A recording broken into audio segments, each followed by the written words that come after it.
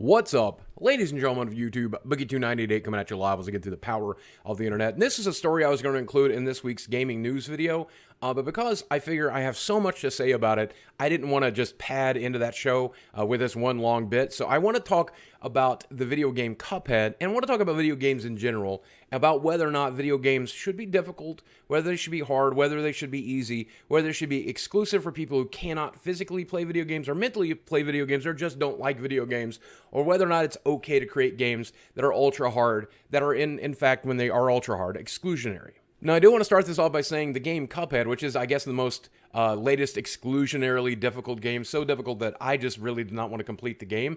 I enjoyed watching other people play it, and I played about half of it, but I didn't want to complete it. But that game has now sold over 1 million copies, which is pretty incredible for a game designed by 3 people out of their, small studio or their small bedroom even, and I think that's absolutely fantastic. And I think there's a lot of different factors at play there. I think the fact that it was a Microsoft-backed game has a lot to do with it. Microsoft did a fair amount of marketing for it and showed it at E3.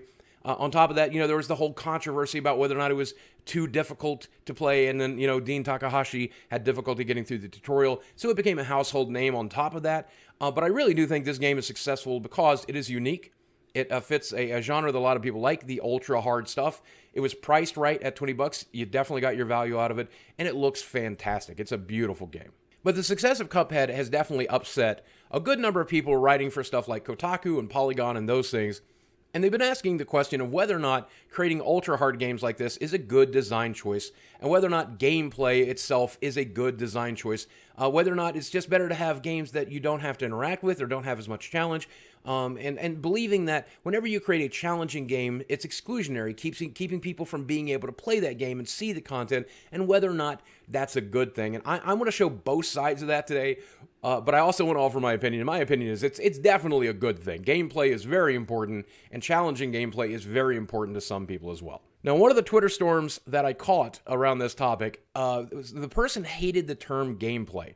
I'm going to use that term a lot in this video, and I hope it doesn't invalidate this to some people, because I know that term can be difficult or frustrating for some people. What I consider to be gameplay, though, is the thing that makes video games different from a computer-generated movie. It's the game portion of stuff. It's the interactive portion of stuff. So whether it's something as simple as choosing something off of a dialogue wheel or a quick time event, or trying to do the epic athletic responses you have to do to beat a game like Cuphead, all of that is gameplay. It's how you interact with the game, and it's the whether or not you will win or lose the game. There has to be challenge to a game, otherwise it's not a game, to me. I mean, that's how I feel. You don't have to feel that way, but that's my personal definition, and that's what I'm talking about moving forward. I'm willing to be very liberal with my definition of gameplay, though. It does include ultra difficult games like some of the stupid Flash games you see, or asshole Mario games that are along that lines. It does include that, but it also does include games that really do not create any challenge at all whatsoever. Dice games like Yahtzee, for example, or Candyland,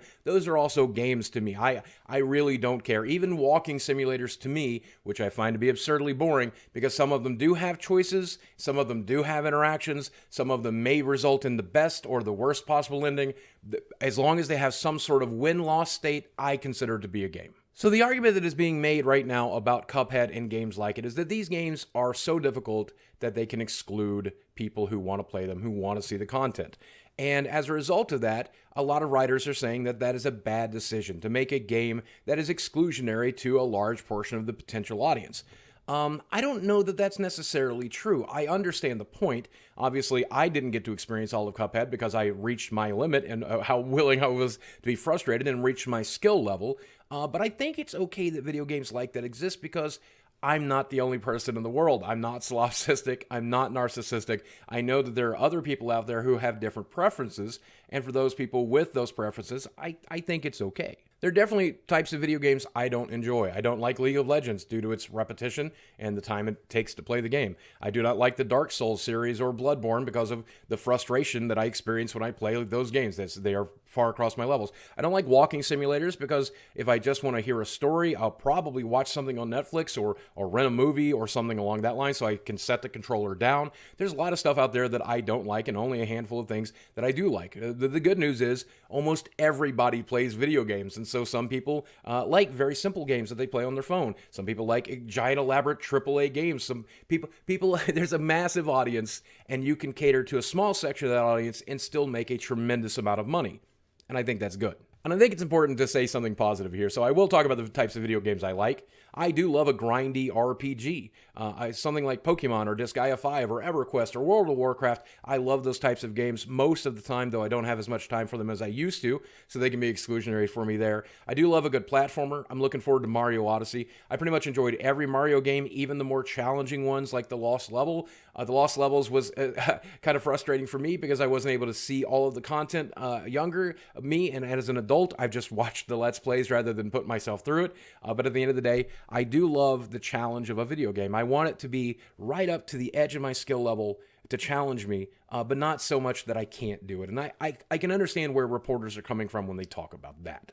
It has to be really frustrating to want to play a game that you are not good enough to play. That's got to really upset you. It's got to be even more upsetting to get assigned the review of a game that you can't play, that is too difficult for you. I can see where that would be absolutely terrifying. Your boss is expecting you to get it done, and you have to go tell him, look, I'm not good enough at video games to beat Cuphead. This sucks for me. This sucks for everybody involved. I get it. I can't imagine that. But I hope you understand that that is a personal problem, the same way Cuphead or Ninja Gaiden for me was a personal problem. It's not something that the developer really should have to anticipate. And if you want to create a challenging game for a small niche market, knowing you'll make less money, then I think that's absolutely okay. And if you want to create a game that's got a wide audience, knowing that it's just exactly the right amount of challenge for your average gamer, I think that's okay too. And if you want to make a more boring game with a average walking simulator that everyone can complete but will not appeal to a lot of hardcore gamers, or even just average gamers in general, I think that's okay too. It's not their fault that they're going to exclude part of the audience. It's just a marketing decision.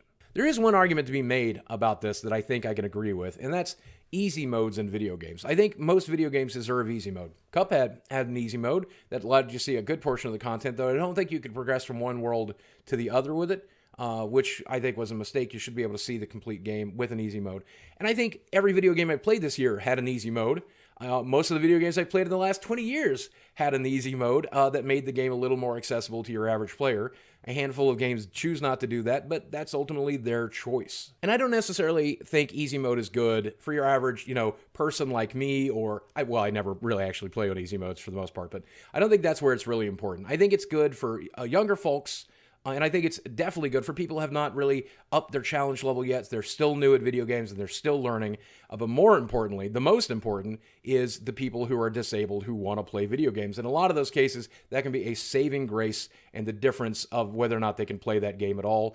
I've worked with a charity called Able Gamers, which is a fantastic charity. I hope to work with them again in the future. And they've introduced me to a large number of gamers who are disabled, who do not have full range of motion of their hands. Maybe they don't have access to both hands. Maybe they're not able to do everything that they would want to do. And Able Gamers is able to set them up with alternative input methods that allow them to play the game. And I will say, of the disabled gamers that I've spoken to, the majority of them still like video games over movies or something along that lines, because again, they like the challenge, but it's nice to have varying challenge levels for them in those video games. And if that extends to your average person like me, or your average game journalist, I guess, to make a joke, that's a joke, folks. It is good that those modes exist, and I think it's important to include those in the game. But again, if a developer wants to create an ultra-hard game, that is a genre in all of itself, and including challenge in a video game, even in varying levels, is what makes a video game a game. The fail and lose state, the challenge of avoiding the lose state and gaining the win state, that is the very definition of a video game. And if a video game does not have that, it certainly has no appeal to me and will not have an appeal to the mass market. And I think that's what people really need to understand here. You have to understand that this all works on a bell curve. And over here, on the very easy end of the spectrum, it appeals to only a small number of players. The mass majority of players like a median level of challenge. They want to be challenged. That's why you see so much popularity in multiplayer games that are, match you with people who are of equal level of quality. And then over here at the end of the bell curve, you have the ultra impossible challenging games. And that's only going to have a small audience. And you're allowed to appeal to anyone on that bell curve. It's entirely up to you. But keep in mind, that bell curve is made up of challenge. And if there's no challenge, it doesn't exist on the bell curve. This right here, this pinpoint is the easy point of the game. If it still has to have some win state, still has to have some level of challenge. Otherwise, it's a movie, kids. It's just a movie. And the reason this is important to me in my hobby is because it makes me feel like I've achieved something. I've accomplished something. And I know I haven't. I'm not an idiot. I'm just sitting there in my underwear. And it wouldn't be that different if I watched a movie. But here's the difference to me. When I get to see that cutscene that I wouldn't have otherwise got to see, if I unlock that mode or that item that I otherwise would not have gotten, if I had not beaten the challenge and put in the work and put in the time, it gets my heart racing. It gets the adrenaline pumping. It makes me feel fantastic. And that's why I like games with some level of challenge. And I like them to max out my challenge because it makes me feel more of that. That's why ultra hard games like that exist. Your Cupheads and your Bloodbournes and stuff along that lines. Because there are a lot of games that I find challenging that the large number of gamers find to be very easy, and they don't get that sensation. But when they play an ultra hard game, they get that same sensation. And that's what we're chasing. That's what we're looking for. The gameplay leads to that win or fail state, and if the fail state is or the win state is difficult to get, it makes us feel really, really good about ourselves and makes us feel really, really good about the game itself. And, you know, hey, I guess there is a certain superiority complex that comes with gaming as well. If you're better at it than everybody else, you think, oh, I'm one of the very few people to ever see the true ending of that game. I'm one of the very few people to have ever gotten on that leaderboard. It does make you feel a little better about yourself, and I think that's okay. I don't think there's anything harmful or wrong about that. I see it in articles a lot that that's wrong. I don't think so. I think it's okay to be good at something and to enjoy that about yourself. At the end of the day, I think this argument is moot because the gaming industry is all about the gameplay and all about the game elements, and that means challenge, and that's the mass appeal, and I think the industry knows that. And it doesn't matter how many people write articles about it to try to change the industry's mind. I don't think you're going to see a huge impact there. I think you'll see a number of games that will come out with easy modes, but we're already seeing that. I think you will see even more games with accessibility modes is how I like to think of it, and I think that's very important and that's good. But when it comes to games without fail states, games without challenge, games that are too easy to play, those games will probably get made and they'll probably fail, and that's my opinion. It needs to be a moderate level of challenge for your average gamer. Otherwise, I don't know what you're accomplishing. It better have a damn good story if it's all story. That's my opinion. You know, but that is my opinion, and I could be wrong, and I know you guys let me know in the comments section below.